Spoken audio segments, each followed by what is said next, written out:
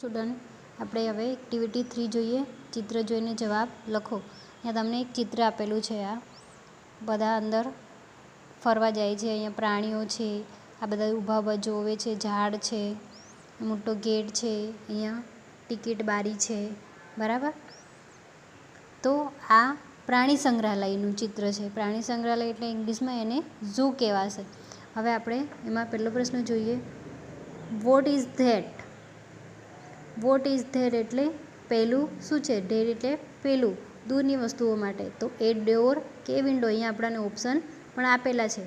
જે તીર કરેલું છે એનું આપણે જોવાનું છે કે શું છે એ વસ્તુ. તો આ શું છે?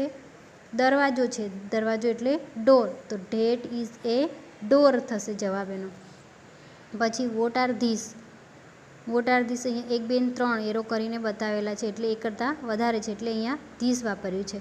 તો અહીંયા આપેલા છે ટ્રીઝ અને ફ્રૂટ્સ. તો આ શું છે? ઝાડ છે. ઝાડ એટલે ટ્રીઝ. તો ધીસ આર ટ્રીઝ. ધીસની જોડે હંમેશા આર આવે. Vote are this? Vote are this? તો અહીંયા 2 એરો કરીને બતાવ્યા છે. અહીંયા ડિયર અને ડોગ્સ છે. તો ધીસ આર ડિયર. બરાબર. શું થશે? ધીસ આર ડિયર કે આ હરણ છે. હવે નીચે જોઈએ. Who is C? Who is C? જો આ એરો કરીને આ સ્ત્રી બતાવી છે. તો એ ગર્લ કે એ વુમન? તો સ્ત્રીને શું કહેવાશે? વુમન કહેવાશે. તો સી એટલે તે.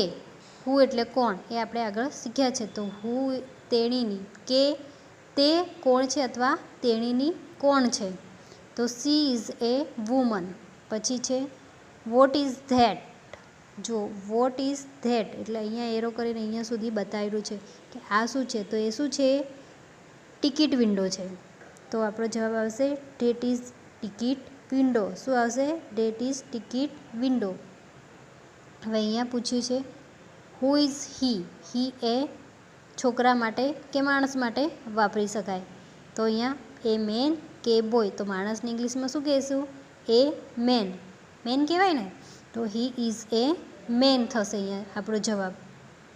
એક્સરસાઇઝ જોઈએ. અહીંયા પણ ચિત્ર જોઈને જવાબ લખવાના છે. હવે આ પણ એક ચિત્ર આપેલું છે. અહીંયા કિચનનું ચિત્ર છે. જો ગેસ સ્ટવ છે, ગેસ સ્ટવ છે, આ ગેસ સ્ટેન્ડ છે, આ પ્લેટ છે, જાર છે, કપ છે, ડ્રોવરો છે. બરાબર. એટલે આ કિચનનું ચિત્ર છે. બરાબર ને? એટલે હવે આપણે એના પરથી જવાબો લખીશું. તો વોટ આર ધીસ? અહીંયા એરો કરીને પૂછ્યું કે આ શું છે? તો ધીસ આર કપ્સ. આ કપ છે. What is that? તો that is a jar. That is a jar. આ જાર છે. જાર એટલે બરણી. Is this a platform? અહીંયા પ્રશ્ન શું તે પ્લેટફોર્મ છે એવું પૂછે. પણ આ એરો કરીને બતાવેલું છે એ શું જોવાય છે? ડ્રોવર છે. તો આપણો આન્સર આવશે no, this is not a platform. એવો આપણો આન્સર આવશે. બરાબર. પછી is it a gas stove? તો એરો કરીને શું બતાવ્યું છે? ગેસ સ્ટવ બતાવ્યું છે. આ આપણને ગેસ સ્ટવ જોવાય છે. તો આપણો આન્સર આવશે yes. Yes it is A gas stove. હા, તે ગેસ સ્ટવ છે. અહીંયા વોટ ઇઝ ધીસ? પૂછ્યું છે કે આ શું છે? તો ધીસ ઇઝ એ પ્લેટ. શું પૂછ્યું? એક જ ને એરો કરીને બતાવીએ એટલે ધીસ ઇઝ એ પ્લેટ. શું થશે? ધીસ ઇઝ અહીંયા ધીસ છે એટલે એક જ પૂછી છે એવું આપણે સમજવાનું. તો ધીસ ઇઝ એ પ્લેટ. હવે અહીંયા બીજું ચિત્ર આપેલું છે. ચિત્ર જોઈને પ્રશ્નોના જવાબ આપો. અહીંયા આપણને આ છે પ્લેગ્રાઉન્ડ. પ્લેગ્રાઉન્ડ એટલે રમતનું મેદાન છે.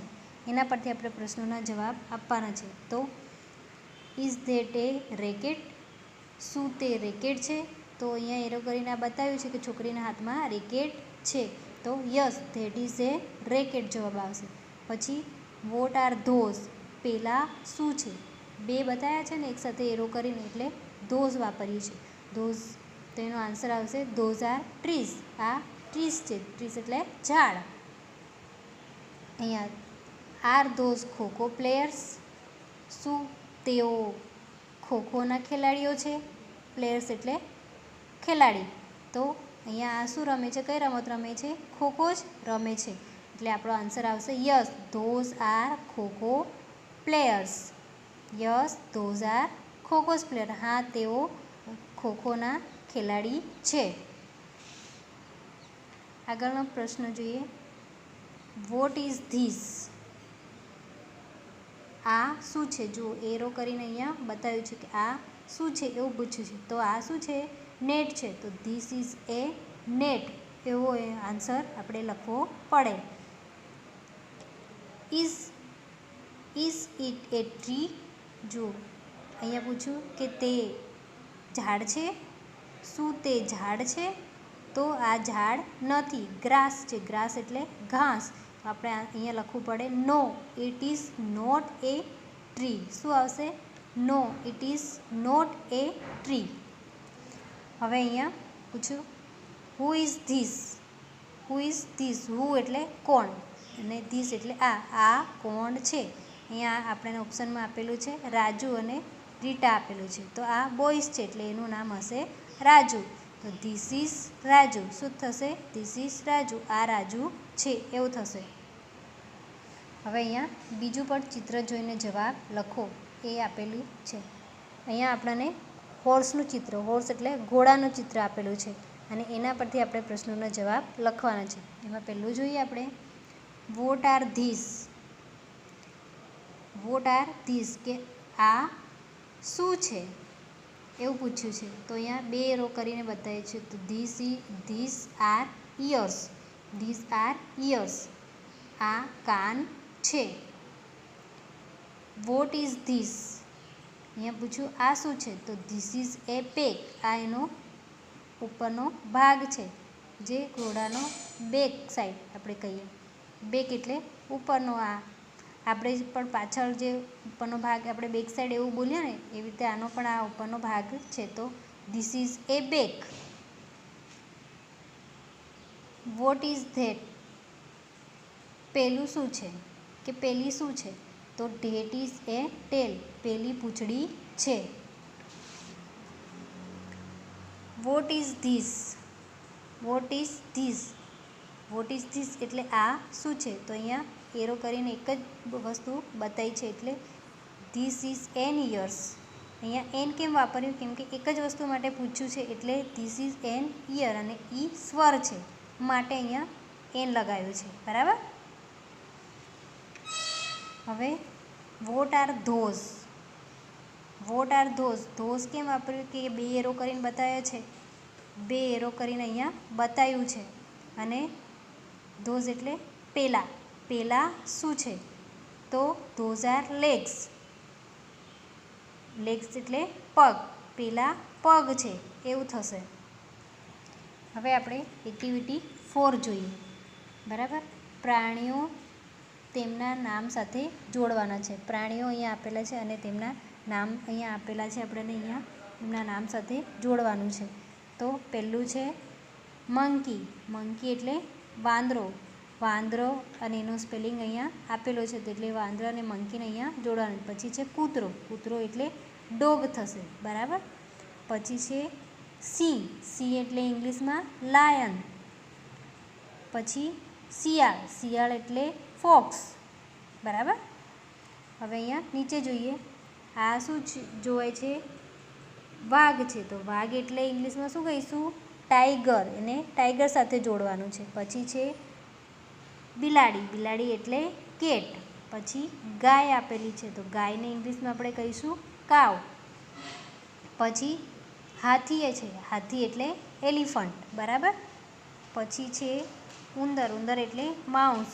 પછી આપેલું છે ઘેટું. ઘેટું એટલે શીપ. અને પછી બાજુમાં છે ગધેડું. ગધેડું એટલે ડોંકી ઇંગ્લિશમાં કહેવાશે. પછી સસલું. સસલું એટલે રેબિટ. એને શું કહીશું આપણે? રેબિટ. હવે નીચે અહીંયા ઘોડો આપેલો છે. ઘોડો એટલે હોર્સ થશે. પછી છે હરણ. હરણ એટલે ડિયર થશે. બરાબર. પછી અહીંયા આપેલું છે ઊંટનું ચિત્ર. ઊંટ એટલે કેમલ થશે. અને અહીંયા બકરી આપેલી છે. બકરી એટલે ગોટ થશે. હવે બીજી એક્સરસાઇઝ જોઈએ. હવે આપણે પક્ષીઓના તેમના નામ સાથે જોડવાનું છે. અહીંયા પહેલું આપેલું છે મોર. મોર એટલે થશે પીકોક. અને પોપટ, પોપટ એટલે પેરોટ ઇંગ્લિશમાં થશે. પછી છે મરઘી, મરઘી એટલે હેન, બરાબર. પછી બતક, બતક એટલે ડક થશે. અહીંયા કબૂતર, કબૂતર એટલે ઇંગ્લિશમાં આપણે એને પીઝન કહીશું, બરાબર. પછી ક્રો, કાગડો એટલે ક્રો થશે. અને ચકલી, ચકલી એટલે સ્પેરો, બરાબર. કોયલ, કોયલ એટલે કુક્કુ થશે, બરાબર છે. હવે આ જે ચિત્રો તમને બતાવ્યા છે એ બધા ચિત્રો તમારે, જો તમને બુક સ્ટોર પરથી એનો ચિત્રો બધા મળી જાય તો તમારે તમે નોટમાં લખી અને એની સામેનો સ્પેલિંગ લખવાનો અને ઇંગ્લિશ ઉચ્ચાર લખવાનો અને ગુજરાતી ઉચ્ચાર લખવાનો છે પ્રાણીઓ અને પક્ષીઓનો, બરાબર. Bye bye.